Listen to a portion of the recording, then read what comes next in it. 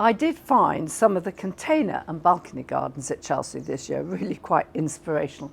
Very clever techniques, very clever designs in quite small spaces, but they made cracking little gardens. I hope you like them too.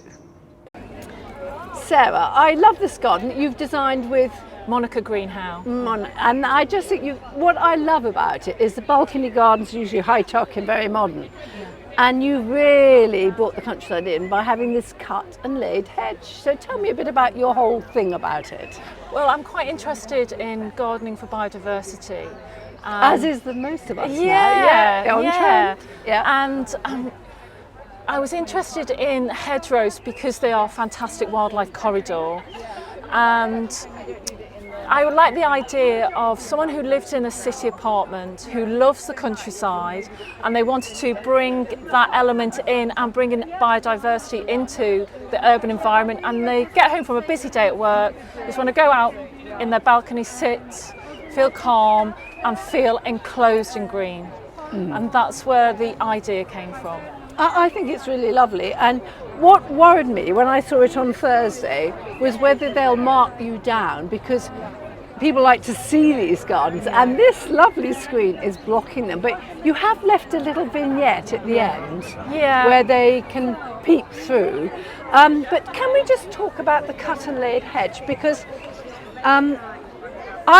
you drive through the countryside and occasionally in the winter you see one of these hedges that is cut and laid. And here you can actually see, just run us through the process of how they cut them and push them over and why they do it. It's quite a brutal process when you watch them. They get a bill hook, which is quite a giant tool. With a slight curve. With a curve. They really slice through to the main trunk of the plant, and they push it down. So that they will slice about 2/3 through. Yeah, it's all the way through. So, but they leave a bit. They leave just a tiny bit of cambium, and they push it down to a 35-degree angle.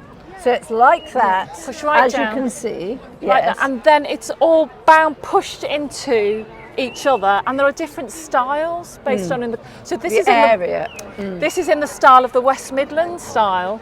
Yeah. And the reason we chose that is because we wanted to push the hedge out so the visitors to the garden can see on the other side the flowing of hedge. And also there's a lot of hawthorn in there, which is spiky, so that's pushed out away from the balcony to make it a bit nicer to sit with. Yes. Although they don't usually have prickles on the first year, do they? Yeah. The hawthorn. They only develop, I think, in the next year. I think I'm right. And we found if you push the prickles down, it'll start to create shoots. For leaf shoots as well, which is quite nice. But the reason they do it is because these old country hedges get very gappy, don't they? As they get older, they can get bare at the bottom. Yes. And the growth is at the top with the light. So by doing this, they are thickening up the hedge. Yes. And it keeps the cattle out that way because it's so spiky. Mind you, we've got very pushy cattle. We have to back it up with a wire fence as well. But and then you've done this at the top. You don't always see this at the top, do you? Yeah, some binding. Well, you always do you? That's the hedge ladies said they always put the binding on the top. I mean, eventually it'll break down. Yeah. Yes. Well, that's it. It's decorative. It's just dead. This is just dead woven. Yeah. And it's just hazel. It's what they would normally pick up as they were working with the hedge.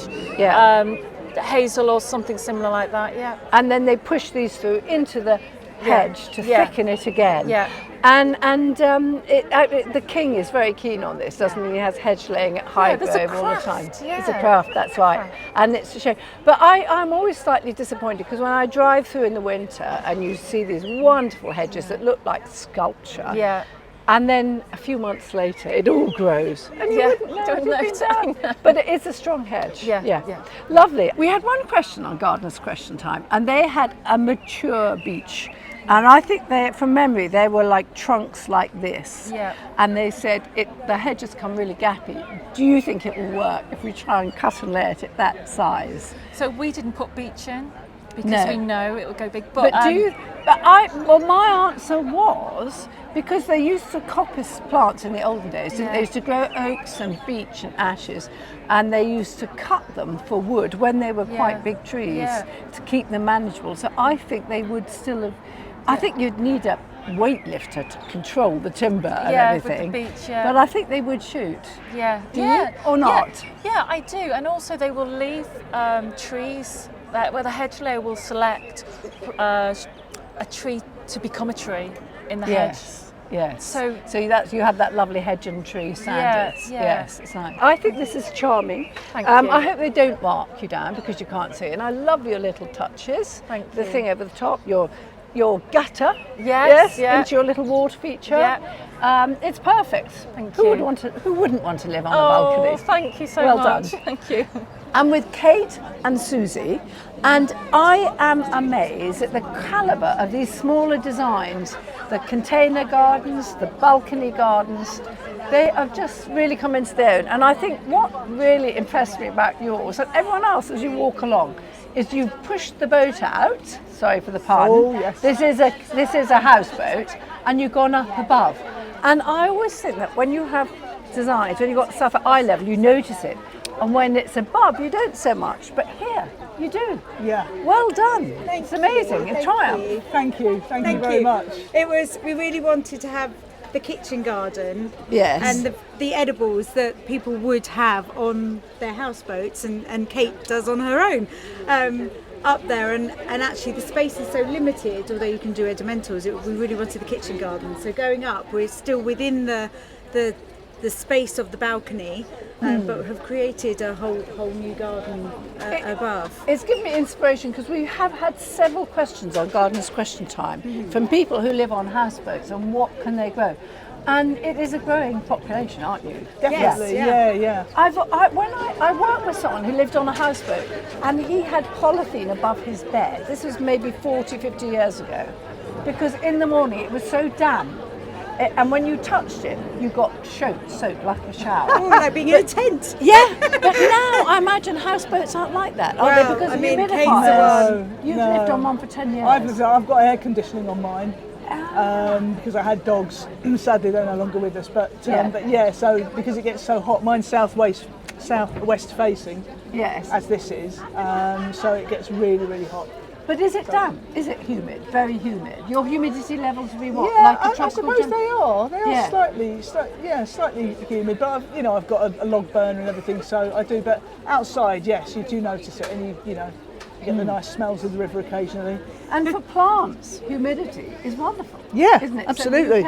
And you've got a great range of plants here. So are these just to look wonderful, or are they actually practical for a houseboat?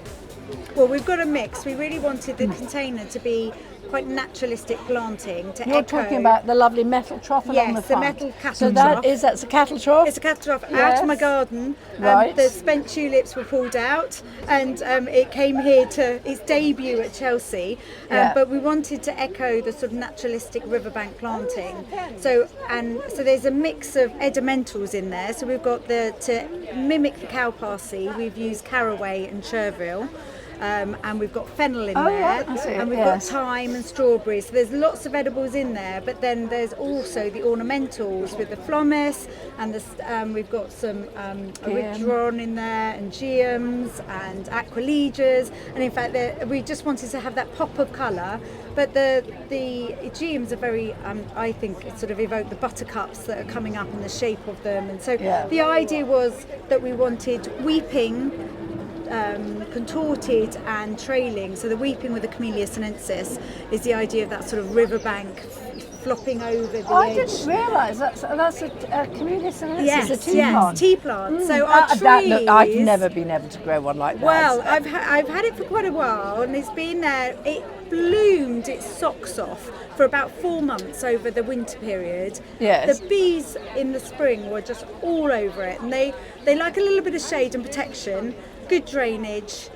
In a pot's fine as long as their feet aren't wet. But it was inside or outside? No, it was outside. It was Yeah, outside, it's been yeah. outside. And where do you live? I'm sorry, it had a wall behind it and, Yeah. and a log shed to the side of it.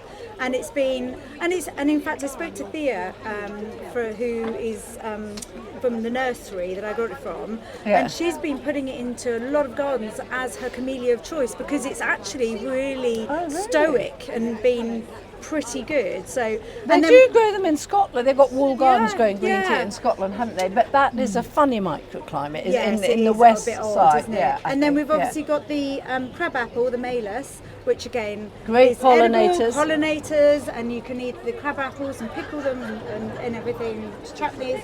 And then we've got the Crataegus, the Mayflower, which again for medicinal and also culinary purposes. Which Crataegus is that? This is a sparsely thorned one, and I can't actually say it. Funifolia. Lovelii. Oh, Lovelii. Lovelii, Yeah, that's Cockspur. cross Lovelii. Yes.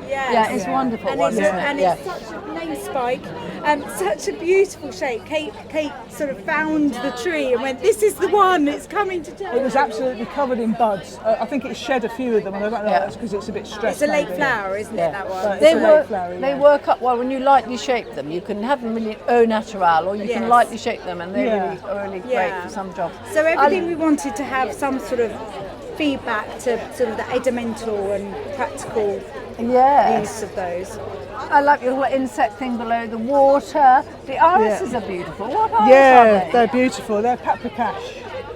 Iris paprikash, Oh, really lovely. which is What's lovely is the feeling of grass. with Siberian them. one. A lot Yeah. of the irises have the really thick yeah. stems on them and the leaves, but actually that again it kind of echoed the grassy sort of feeling And we they- wanted to get. They don't like it quite so dry, do they? They're No. good in a London Yeah. garden with ordinary Yeah. sort of Yeah, American yeah, ices. and they That keep, is Yeah. lovely. they've kept They're on very easy to blooming because grow. we did Yeah, have some. very easy. We had some Benton irises, but they'd finished, so we chose not to put them in. But these ones have got Look so more many natural. lovely buds just coming up. I love the colour actually. I Oh, think yeah. it goes really well. And yeah. it's got a beautiful orange tint in there. It's picking up the geums and the kind of the purpley red.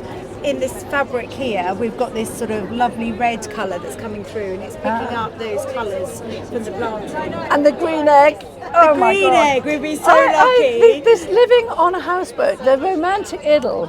And now you We tell have- me it's not damp, we it's have wonderful. created this romantic, wonderful space to live in. Yeah, it's really fabulous. Well done. Kate's been, I think I'm going to have to add a green egg to my boat. I think Lovely. Julie's going to help me out. Yeah. Well done. I'm going to heat myself up on the green egg. Oh, I It's know so you do, cold. you do. Thank you very much. My You've done pleasure. a brilliant job. Very, Thank you very so good. much. Thank Thank you you. so much. Well, I did feel very tempted to move into the houseboat garden, and from here I'm looking down on several houseboats at Chelsea, and they don't look anything like as good as that garden at Chelsea.